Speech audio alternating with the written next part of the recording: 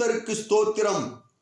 உன் உடல் பரிசுத்த ஆவியின் ஆலயமாகும். எனவே அதை பரிசுத்தமாகவும் ஆரோக்கியமாகவும் பராமரிப்பது உன் கடமையாகும். ஆமென். இந்த வேத வசனத்தின் விளக்கம் பின்வருமாறு: மருந்து மாத்திரைகளின்றி நம் உள்ளம் ஆனந்தமாகவும் உடல் ஆரோக்கியமாகவும் வாழ நமக்கு உடல் உழைப்பும் உடற்பயிற்சியும் அவசியமாகிறது.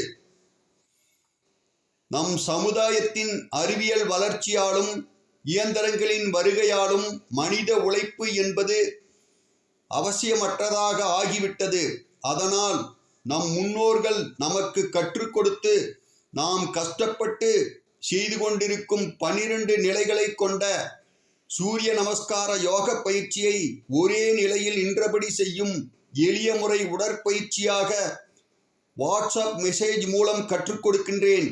அதை கற்றுக்கொண்டு ஆனந்தமாகவும் ஆரோக்கியமாகவும் வாழ விரும்புவோர் இந்த யூடியூப் சேனலை சப்ஸ்கிரைப் செய்தபின் உங்கள் வாட்ஸ்அப் எண்ணை 9566475322 என்ற வாட்ஸ்அப் எண்ணிற்கு மெசேஜ் அனுப்பவும். ஆமென்.